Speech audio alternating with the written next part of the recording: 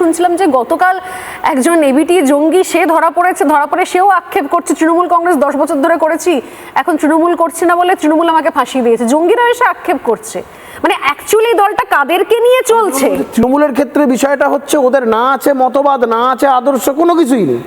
মানে ওই এর থেকে কিছুটা নিলাম, ওর থেকে কিছুটা নিলাম, ওই দেখবে ওই জোড়া তাপ্পি মারা জামা প্যান্ট যেরকম হয় ওদের মতন অবস্থা আর কি। এখানে একটুখানি জোড়া তাপ্পি, ওখানে একটু জোড়া তাপ্পি, এদের থেকে ওইটা, এদের থেকে এইটা নিয়ে মোটামুটি তৃণমূলের সে ওদের বলতো না তৃণমূলের প্রতিষ্ঠা দিবস, তৃণমূলের ছাত্র পরিষদ দিবস, কংগ্রেসের ছাত্র পরিষদের প্রতিষ্ঠা দিবস আছে, ওদের আবার ছাত্র পরিষদের প্রতিষ্ঠা দিবস।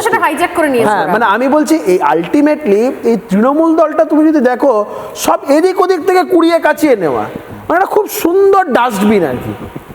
যত রাজ্যের উল্টো পাল্টা প্রোডাক্ট, মানে তৃণমূল কংগ্রেসের আজকে যারা নেতা, মানে আমি তো দীর্ঘদিন ধরে কংগ্রেস করেছি এবং দলের বরিষ্ঠ নেতৃত্বের থেকে শুনেছি তৃণমূল কংগ্রেস যারা নেতা মন্ত্রী হয়েছে কংগ্রেসে তারা শেষের সারিতেও কোনোদিন স্থান পায়নি, তারা তৃণমূল কংগ্রেসের বড় বড় সব নেতা হয়ে গেছে।